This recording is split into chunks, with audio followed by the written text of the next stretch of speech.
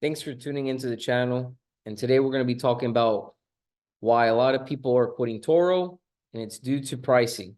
And if you're pricing your cars wrong, you can find yourself quitting Turo pretty quickly. So hopefully this video will be helpful for you not to be in that situation. But before we get into it, I'm going to ask for a huge favor from everyone.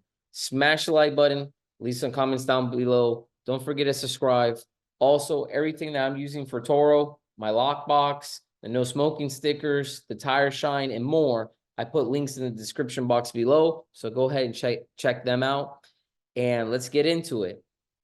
So you might be wondering, what is it? What's the biggest reason a lot of people are not successful in Turo? Your biggest competition on Turo is going to be people. You have a lot of people on there that have no idea what they're doing. You also have individuals on there that don't care to make a profit. They're driving a car that they can't afford, and they're just trying to offset their payments. So they have it on there at a really low price. And then that hurts everyone, right? We should all try and make a profit, even if you're just trying to offset your payments. Now, what do you need to do? How can you avoid this? If you're considering doing Turo, or maybe you're on the platform and you want to grow your fleet and you might not be doing this, in the area that you live in, go on the website, type in where you live, see whatever car you're thinking about putting on there, see how it's doing. Is it saturated? What's the going rate?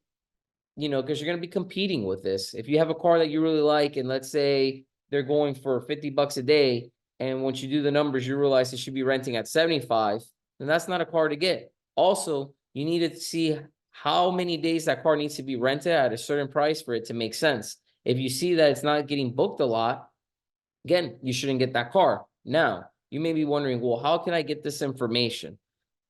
We're going to go on the Turo website. When you go on the Turo website and you type in the city that you live in and you put that car that you're thinking about getting, you're going to see different profiles pop up. You're going to go on those different profiles and you're going to check out their calendar box. You're going to see how many lines they have through those numbers to get an idea if it's booking. You're going to check their comments. You're going to check their trips to see if they're active. If the comments are really far back, then that car just might not be available if you see lines on the calendar. But if you see recent comments, you see their trips increasing, that means they should be active on the platform, and that calendar line should be a good indicator that they're actually booking the car. This is very important because whatever car you're thinking about buying, no matter if you're financing or paying cash, you're either paying yourself back if you paid cash or you're paying a bank back. So you want to cover your overhead. Now we need to figure out how much that car that you're thinking about putting on the platform, what does it cost? And are we going to cover the payment, the insurance, the maintenance, and depreciation? You need to do all this for it to make sense. Now, I see a lot of people buying these really high-end cars. I see a lot of videos on the internet about how these cars can bring in all this money. To be honest, it sounds too good to be true, and a lot of times it is. It's false advertising to get you to buy into a course, to join their page, things like that. So they're misleading you. Clickbait, whatever you want to call it, a lot of that's going on.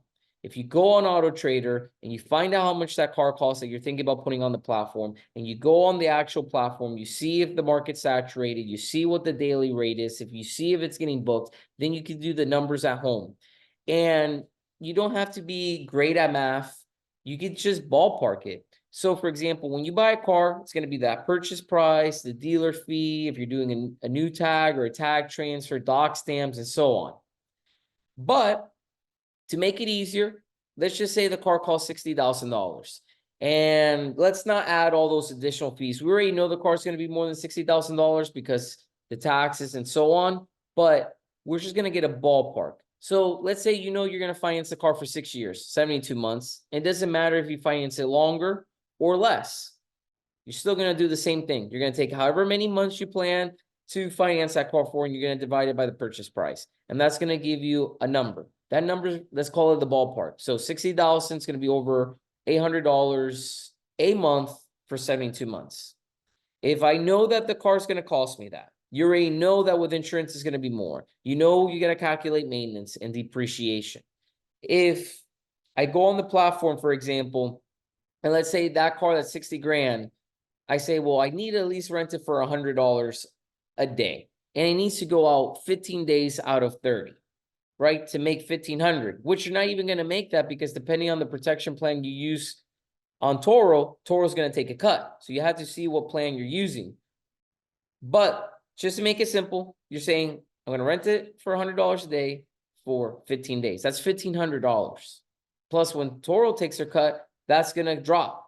Let's say you took the most popular plan, right? The 75 plan. Well, you're going to probably be left with a little over $1,100. Guess what? Before you know it, you're just going to break even. So that means all that work and stuff is not really going to be worth it. And if it doesn't get rented the 15 days, right? Then you're going to be upside down. You're going to have to come out of pocket. And that really would suck. And that make you probably want to quit. Now, how could you avoid this? By doing the research. A lot of people just jump right into things. They don't do research because, let's face it, research is usually not our strong point. It's not fun, but it can get you in a lot of trouble. If you do research by going on the website, actually seeing these cars getting booked, getting an idea by looking at the calendar on the Turo website on people's pages and counting the little lines, that's going to be a good indicator. Remember, it's not foolproof because it can mean that the car's out of commission.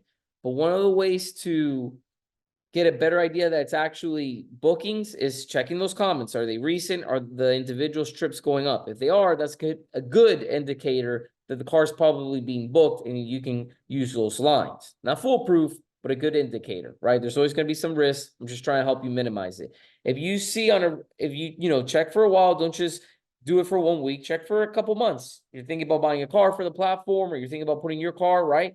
Take some months, do the research. If you see that the car that you're thinking about putting on the platform is constantly being booked and it's being booked at the right price where you're going to make a profit, then that's a car I would take a risk to put on the platform. And don't get me wrong, there's some cars that you can make a profit on Turo and do really well. Not everyone's losing money. There's people making money on Turo, and it's a great side hustle. And then you have people that are losing money because they're doing everything wrong.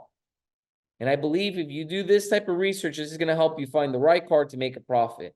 I stick to economy cars because that's what's worked for me. Some people might say they do better with minivans and higher end cars. If that is your situation, let me know down in the comments below. If you're like me with the economy cars, let me know. Let me know what research you did to find the right car for you to make profit on Turo. So hopefully this video is helpful for the newcomers or people that are currently on Turo that are maybe having issues with pricing. Hopefully the calendar tip will help them. And going on Auto Trader, finding the purchase price, all this needs to be done. It's not really that hard in math. It's basic adding and subtracting.